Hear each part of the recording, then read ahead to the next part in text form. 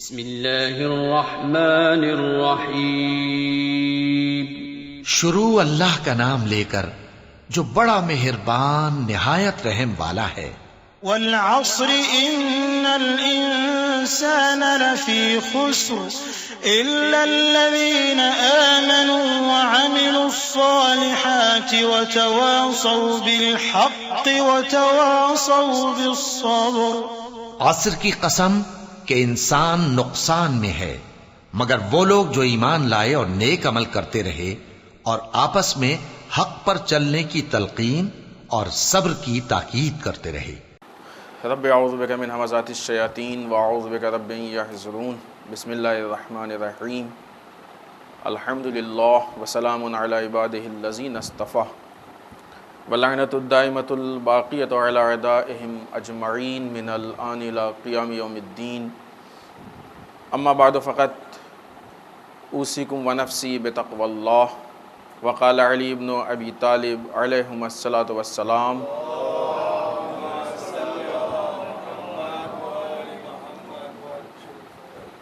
بسم اللہ الرحمن الرحیم۔ امشی بدائک ما مشا بکا۔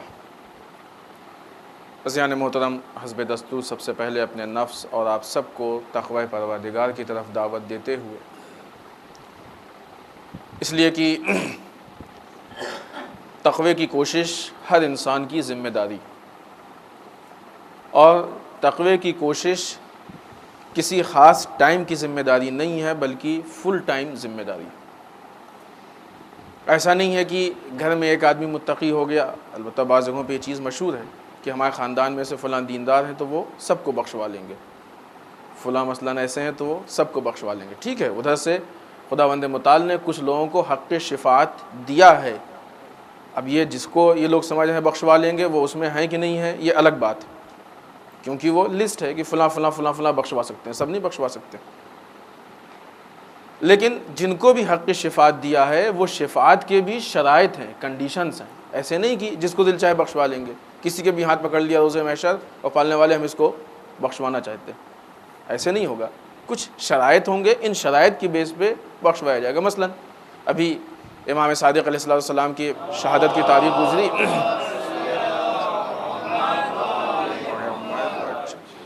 امام ارشاد فرماتے ہیں کہ لا تنالو شفاعتنا من استخف بہ الصلاۃ، جو نماز کو ہلکا سمجھے اس تک ہماری شفاعت نہیں پہنچے گی۔ ہم نے آپ کی شہادت کی تاریخ میں بھی اس حدیث پہ گفتگو کی تھی۔ تو یعنی امام جب اس آدمی کو نہیں بخشوائیں گے تو پھر ہم آپ کیا، جن لوگوں کو مثلا حق شفاعت ہے، ہم لوگوں کو نہیں معلوم ہے بھی کہ نہیں۔ لہٰذا یہ نہ انسان سوچے کہ اگر کسی ایک نے تقوی پروردگار اختیار کر لیا تو پورے خاندان کے لیے کافی نہیں، تقوی ہر آدمی کے لیے ضروری ہے۔ تقوی خود امام جعفر صادق علیہ السلام کی حدیث ہے،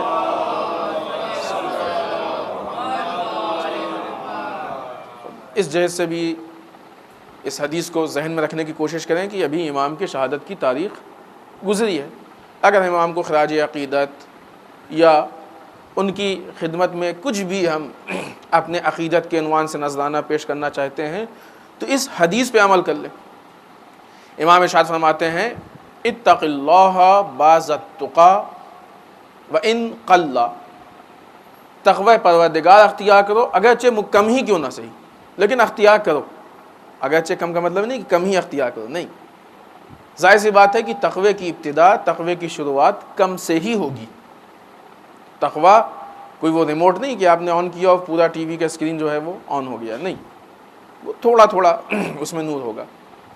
ابھی ہم نے مثلا نماز شروع کر دی، پھر اس کے بعد کوئی غلط کام سامنے آیا، اس کو چھوڑ دیا، اب یہ جو کام ہوا یہ سبب بن گیا، علت بن گئی آگے کے تقوی کے لیے۔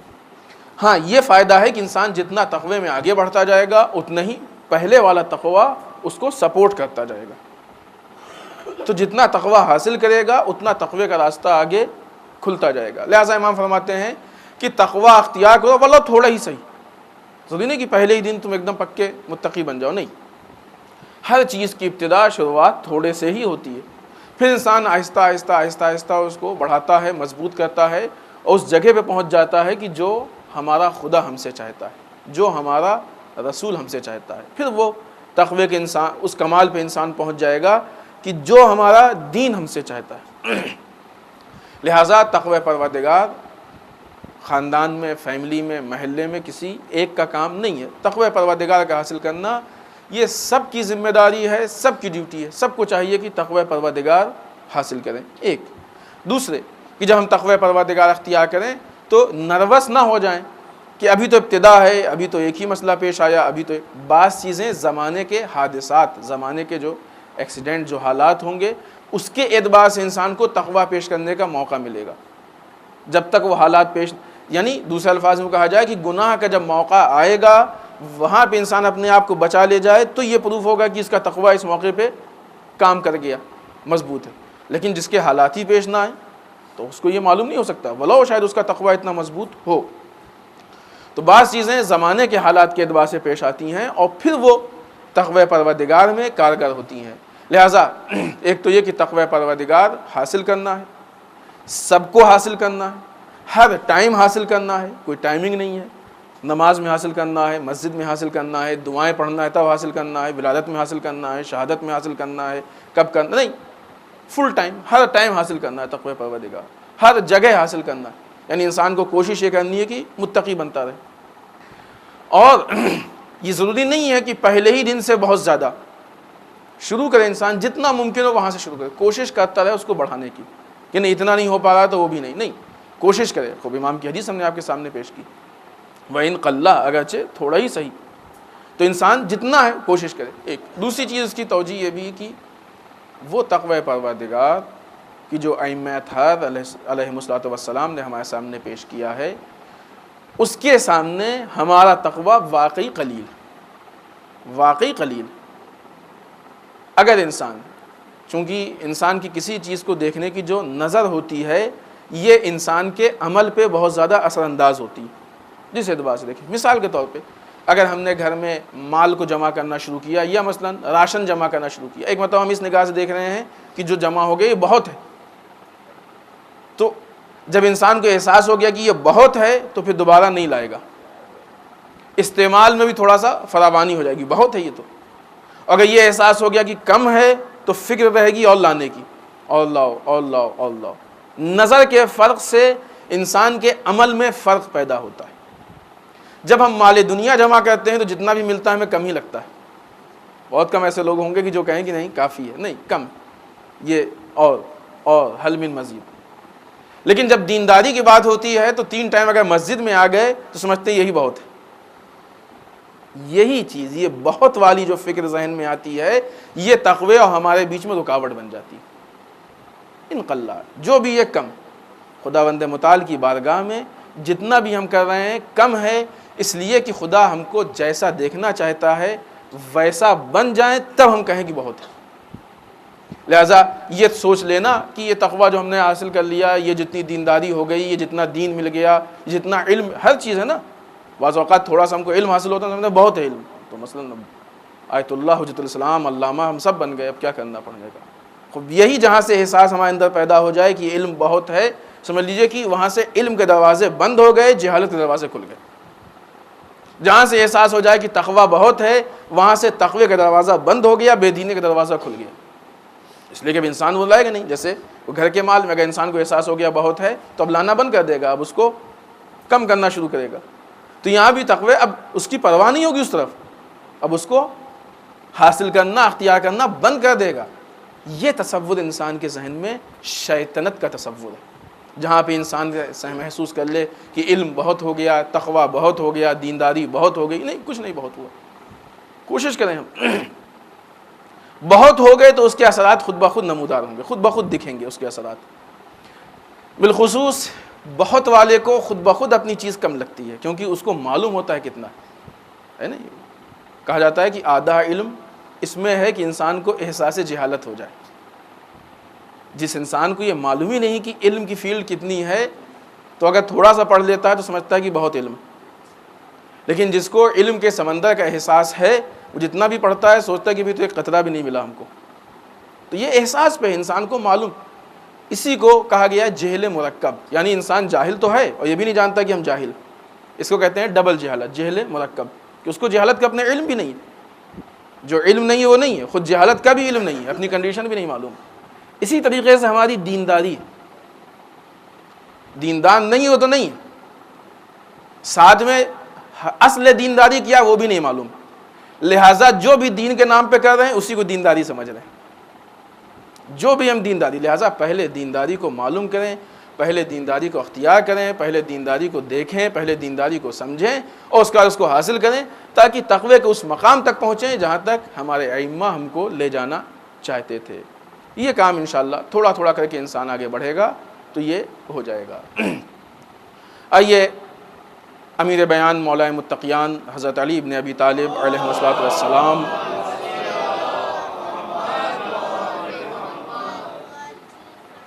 کا وہ قول کہ جس کو ہم نے پیش کیا، اور جیسا کہ قرار ہے کہ انشاءاللہ ان قول کو یاد کریں گے اور اپنی زندگی میں اتارنے کی کوشش کریں گے۔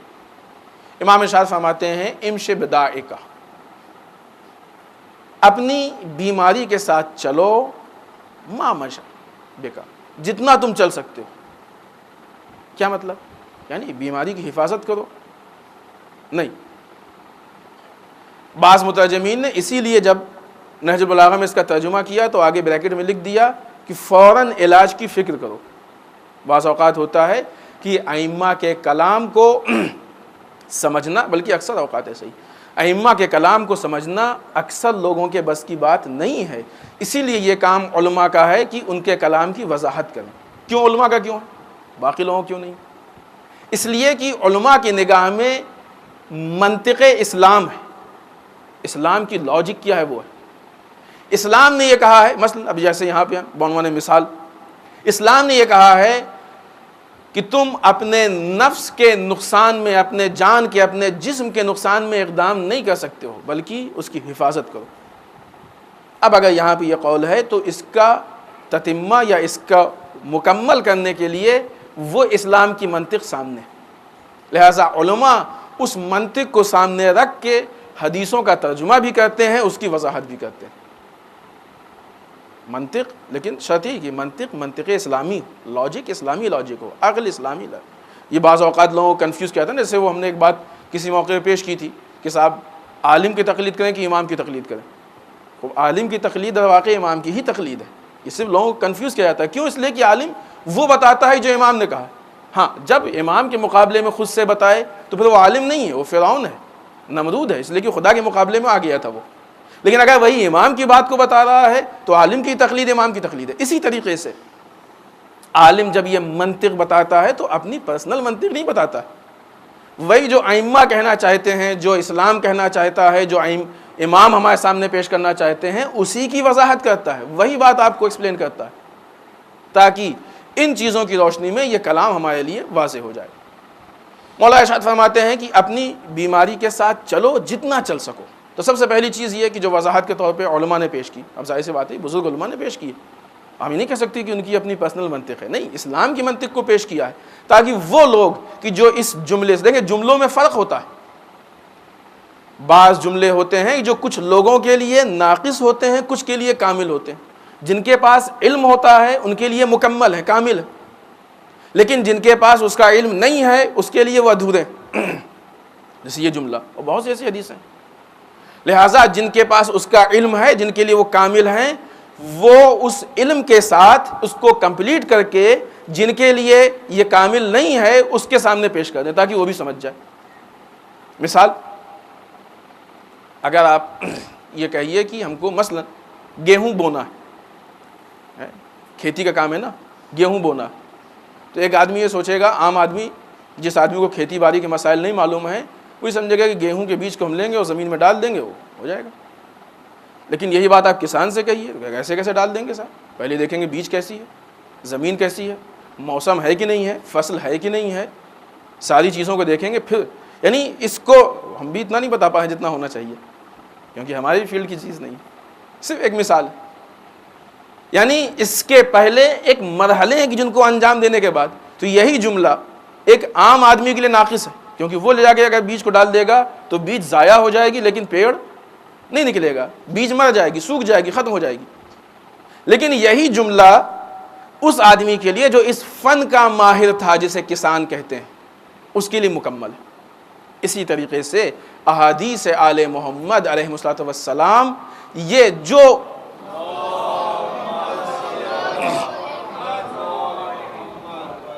جو اس فن کے ماہرین ہیں ان کے لیے کامل ہے، جو جتنا ماہر ہے اس کے لیے۔ بعض اوقات بعض علماء بھی کہتے ہیں کہ نہیں، اس روایت کے لیے ہم کو بھی اسٹڈی کرنی پڑے گی، ریسرچ کرنا پڑے گا، دوسری روایتوں کو دیکھنا پڑے گا، بزرگ علماء سے رابطہ کرنا پڑے گا۔ کیوں؟ اس لیے کہ وہ اس کا معیار بلند ہوتا ہے، اس کا معیار زیادہ ہوتا ہے۔ لہٰذا جو اس فن کا ماہر ہے اس کے لیے وہ مکمل ہے، وہ کمپلیٹ ہے۔ البتہ ایک بات بتائیں، اہل بیت اطہار علیہ السلام یہ بات سمجھانے کے لیے، ورنہ کلام اہل بیت کبھی ناقص نہیں، ہمیشہ کامل ہے، ہمیشہ کامل ہے۔ یہ نقص ہمارے وجود میں ہے کہ ہمارے پاس جتنا علم ہونا چاہیے اتنا علم نہیں، اس لیے ہم کو وہ ناقص لگ رہا۔ اگر ہمارے پاس اتنا علم ہوتا تو وہ کامل لگتا۔ تو کلام میں کوئی نقص نہیں ہے، ہمارے وجود میں نقص ہے، ہمارے پاس اتنا علم نہیں ہے، ہمارے پاس وہ اسلام کی منطق نہیں ہے، ہمارے پاس وہ اسلام کی سیاست نہیں ہے، ہمارے پاس وہ اسلام کے نظریے نہیں ہیں، ہمارے پاس وہ اسلام کا فلسفہ نہیں ہے کہ جس کے ذریعے سے ہم اس کلام کو سمجھیں۔ لہٰذا جتنا انسان کے پاس علم ہوگا اس اعتبار سے وہ سمجھے گا۔ اسی لیے روایات کے لیے بھی کہا گیا ہے، قرآن مجید کی بعض آیتوں کے لیے بھی کہا گیا ہے۔ ہم نے اپنے کلاس میں جو جمعے والا ہے اس میں اس بات کو ڈیٹیل سے پیش کیا ہے۔ سورہ حدید کی بعض آیتیں ہیں اور اس کے علاوہ آیتیں ہیں کہ جس کے لیے مفسرین یہ کہتے ہیں کہ اس کو آنے والا وقت سمجھے گا، اور بہت سی ایسی آیتیں ہیں کہ جس کو پہلے والے نہیں سمجھ پائے تھے اب والے سمجھ رہے ہیں۔ ہے چیز کیوں؟ جب علم نے ترقی کی تو ہم اس جگہ پہنچے کہ سمجھے۔ کیوں؟ وہ منطق، وہ وضاحت، وہ مقدمات، وہ چیزیں، وہ باتیں ہمارے پاس نہیں تھیں کہ جو اس کو سمجھنے میں مددگار ثابت ہو۔ خوب، آئیے حدیث پہ بات کریں، اس لیے کہ وقت اجازت نہیں دے رہا ہے۔ امام فرماتے ہیں کہ اپنی بیماری کے ساتھ چلو جتنا چل سکو۔ کیا مطلب؟ بعض اوقات یہ بیماری انسان کو احساس سے بیماری دلا دیتی ہے، یہ انسان کے لیے بیماری سے زیادہ نقصان دہ۔ لہٰذا اسی لیے ڈاکٹر کے علاج اور حتیٰ کہ جو لوگ مریض کو دیکھنے کے لیے جاتے ہیں جسے تیمارداری کہتے ہیں، ان کے بھی اپنے رول ہیں، اور یہ روایات میں ہیں یہ رول۔ جاؤ تو بہت دیر نہ بیٹھو، کچھ ہاتھ میں گفٹ لے کے جاؤ تو اس سے بیماری کی باتیں نہ کرو، خوشحالی کی باتیں کرو تاکہ وہ اندر سے خوش ہو۔ ارے تو آپ بیمار ہو گئے، اس بیماری میں تو بچنے کا چانس ہی کم ہے، کہ بیچارہ نہیں مرتا ہوگا تو مر جائے گا۔ نہیں، ارے کوئی بات ہی نہیں، یہ تو اچھے خاصے لوگ ٹھیک ہوئے، فلاں کی بیماری ہوئی تھی ٹھیک ہو گیا تھا، فلاں کی ہو گئی تھی، آپ کو تو کوئی مشکل ہی نہیں ہے، یہ تو اچھے اچھے ڈاکٹر ہیں۔ ایسی باتیں کریں کہ انسان اچھائی کی طرف آئے، نہ کہ اس کو مایوس کر دے۔ کیوں؟ اس لیے کہ انسان ریسرچ ہے، باقاعدہ ریسرچ ہوا ہے۔ انسان کو، ہم کو اس وقت یاد نہیں آ رہا ہے کہ ہم نے اس کو کہاں دیکھا ہے، وہ لوگ کہ جو بیمار تھے ان کو ذہنی اعتبار سے باور کرایا گیا کہ تم بیمار نہیں ہو، تو ان کی اچھی خاصی بیماری کم ہو گئی صرف اس احساس کی بنیاد پہ، اور جو بیمار نہیں تھے ان کو یہ احساس دلایا گیا کہ تم بیمار ہو، ان کے اندر بیماری پیدا ہو گئی، جراثیم آ گئے، اس کی بنیاد پڑ گئی اس کی، اس لیے کہ احساس کی بات ہوتی ہے۔ لہٰذا امام کہتے ہیں کہ اس بیماری کے احساس کو نہ لو، چلتے رہو۔ کیا مطلب؟ بعض لوگ جیسے بیماری ہوئی، یہ اصلاحی بات ہے، ورنہ سب پہ بیماری ہوئی تو انسان اب لیٹ جاتا ہے پلنگ پہ، بیمار ہو گئے بیمار۔ لیکن نہیں، اگر انسان ایکٹیویٹی باقی نہیں رکھے گا تو نتیجہ یہ ہوگا کہ دوسری چیزیں اور بیمار ہوتی جائیں گی۔ لیکن اگر انسان بیماری کے ساتھ اپنے آپ کو ایکٹیو، یہ چیزیں بڑھاپے میں بہت زیادہ اثر انداز ہوتی ہیں۔ وہ لوگ جن کو اس بات کا احساس ہو جاتا ہے کہ ہم ضعیف ہو گئے، بوڑھے ہو گئے، اور اس کے بعد چلنا پھرنا چھوڑ دیتے ہیں، کام کرنا چھوڑ دیتے ہیں، تو بیٹھے بیٹھے اور کمزور ہو جاتے ہیں۔ لیکن جو لوگ ایکٹیو رہتے ہیں، جو لوگ کچھ نہ کچھ کرتے رہتے ہیں، وہ پھر اتنی جلدی کمزور نہیں ہوتے ہیں، اتنی جلدی جسے کہتے ہیں نا بستر نہیں پکڑتے۔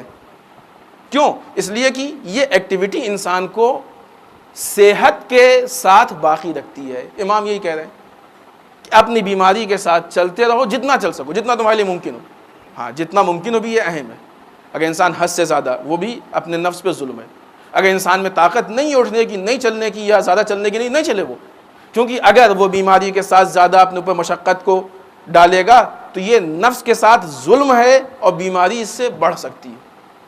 لہٰذا جتنا آرام کرنا چاہیے اتنا آرام بھی کرے، لیکن جتنا انسان ایکٹیویٹی کر سکتا ہے اتنی ایکٹیویٹی بھی کرتا رہے، تاکہ وہ بیماری انسان کے اندر بڑھنے نہ پائے، بلکہ جہاں ہے اس سے آہستہ آہستہ کم ہوتی رہے۔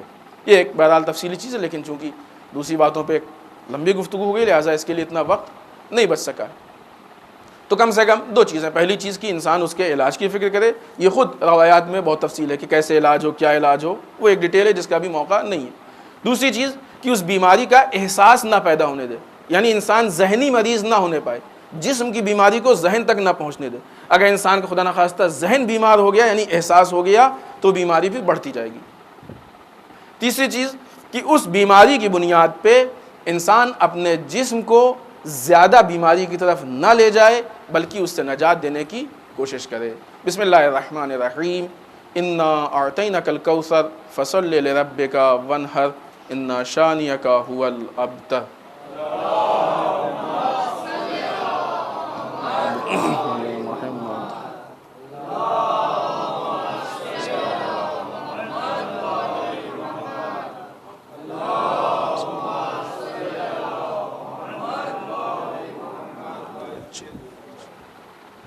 رب اعوذ بک من ہمزات الشیاطین واعوذ بک رب ان یحضرون۔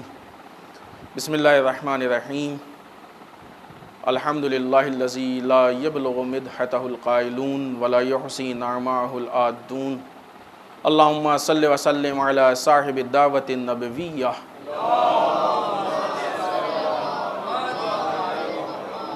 والصولۃ الحیدریہ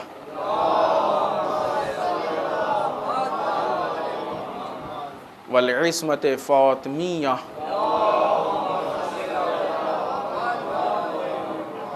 والحلم الحسنیہ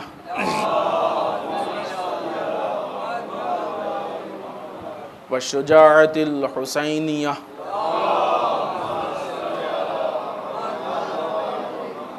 والعبادت السجادیہ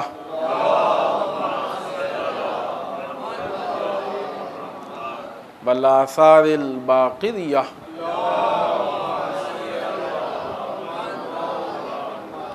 والمعصر الجعفریہ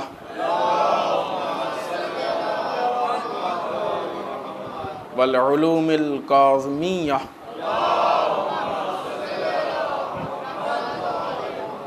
والرضاء الرضویہ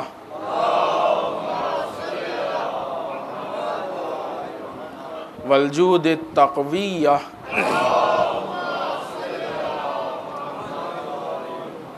والنقاوة النقویہ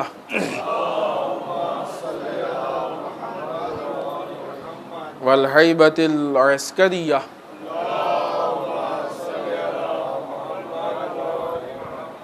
والغیبۃ الہیہ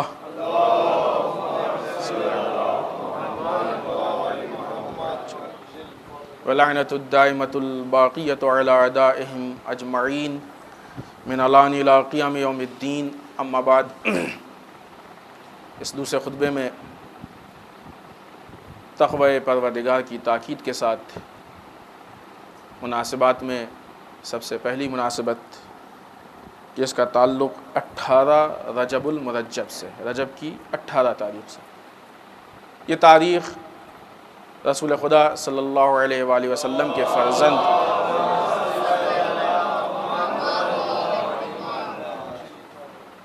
جناب ابراہیم کی، جو کہ آپ کی وائف، آپ کی زوجہ جناب ماریہ قبطیہ سے، ان کے وفات کی تاریخ ہے۔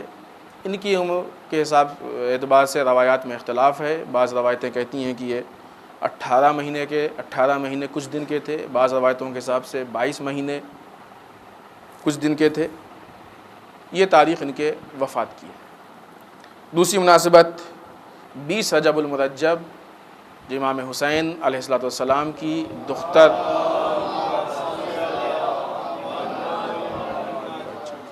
جناب سکینہ سلام اللہ علیہا کے ولادت بسعادت کی تاریخ ہے۔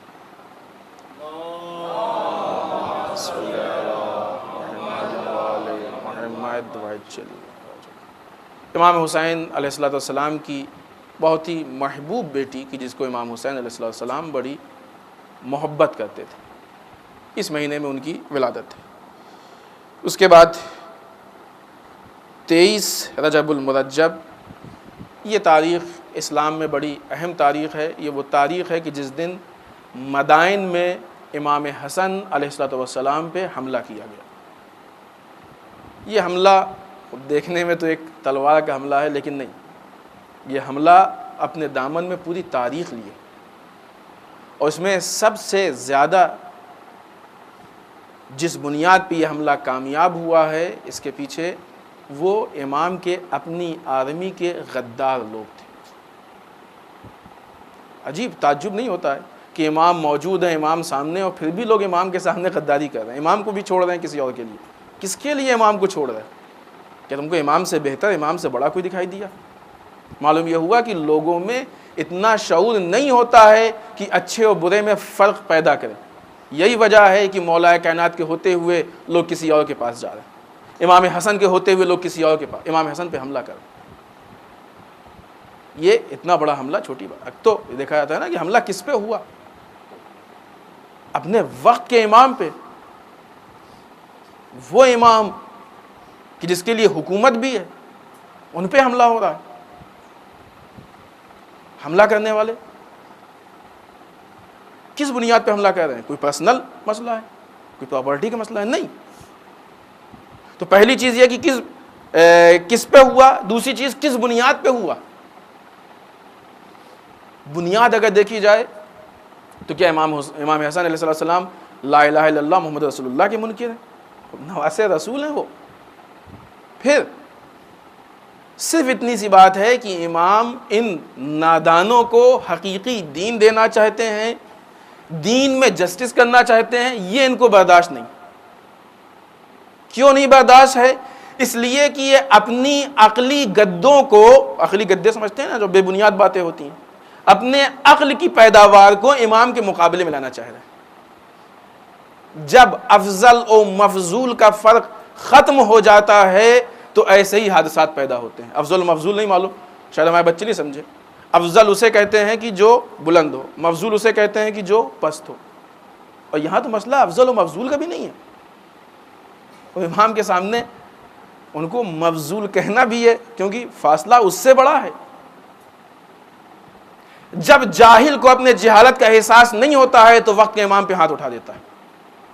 جب جاہل اپنے کو عالم سمجھتا ہے، جب بے دین اپنے کو دیندار سمجھتا ہے، جس کے پاس، جب انسان دین نہ رکھتے ہوئے اسی کو دین سمجھتا ہے، بے دینی کو دینداری سمجھتا ہے۔ یہ دین کی بنیاد پہ حملہ ہوا تھا، مذہب کی بنیاد پہ حملہ ہوا تھا، اسلام کی بنیاد پہ حملہ ہوا تھا۔ تو کیا وہ ان کے پاس امام سے بہتر دین تھا، امام سے اچھا دین تھا؟ معلوم یہ ہوا کہ خداوند متعال نے دین کو حاصل کرنے کے لیے جو ذریعہ بتایا تھا، انہوں نے اس ذریعے کو چونکہ نہیں اختیار کیا، لہٰذا اپنی بے دینی کو دین سمجھے، اور جب یہ بے دینی کو دین سمجھے تو حقیقی دین ان کو کھلنے لگا۔ ہر وہ شخص کی جو بے دینی کو دین سمجھے گا، حقیقی دین اس کو کھلے گا۔ اور جب حقیقی دین کھلا تو اتنا کھلا کہ اپنے وقت کے امام کے مقابلے میں آ گئے۔ اور یہ داستان، یہ واقعہ تاریخ میں ایک آدھ بار نہیں ہوا، یہ واقعہ تاریخ میں ایک بار نہیں ہوا۔ امام علی کا قاتل مسلمان تھا کہ نہیں تھا؟ امام حسن کا قاتل مسلمان تھا کہ نہیں تھا؟ امام حسین کا قاتل مسلمان تھا کہ نہیں تھا؟ بتائیے کس کو کافر نے قتل کیا؟ یعنی وہ لوگ کہ جو اسلام کو سمجھنے میں نادان ہیں، صحیح اسلام نہیں سمجھتے ہیں، جن کی اسلام کی نافہمی ان کو اس مقام تک پہنچا دیتی ہے کہ وہ امام پہ تجاوز کر بیٹھے۔ کتنی اہم چیز ہے اسلام کو سمجھنا اور حقیقی اسلام کو سمجھنا۔ اسلام کے نام پہ کچھ بھی دے دیا جائے وہ اسلام نہیں ہو سکتا۔ اتنا اہم ہے اسلام کو سمجھنا، اتنا ضروری ہے اسلام کو سمجھنا۔ اور اگر نہیں سمجھ میں آئے تو خدا کے واسطے پھر کسی ذمہ داری کو انجام مت دیں، اس لیے کہ ہو سکتا ہے وہ ذمہ داری اسلام کے خلاف۔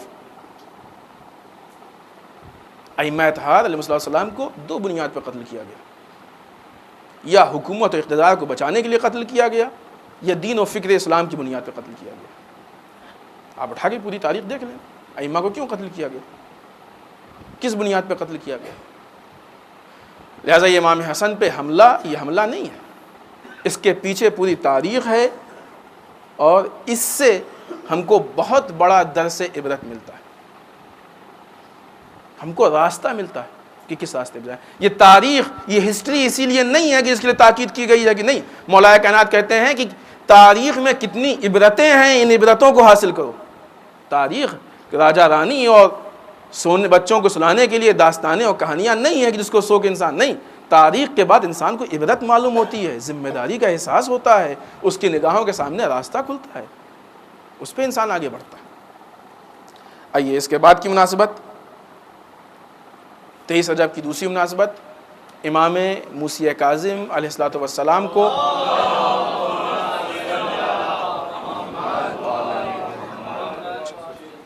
تیئیس رجب کو ہی زہر دیا گیا، کہ جس زہر کے اثر میں 23، 24، 25 آپ بستر پہ رہے، اس تکلیف کو برداشت کرتے رہے، اور 25 رجب کو آپ کی شہادت ہو گئی۔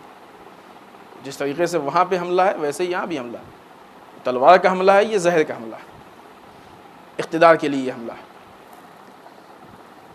اس کے بعد کی مناسبت، 24 رجب ولادت جناب حضرت علی اصغر علیہ السلام کی، جو امام حسین علیہ السلام کے فرزند۔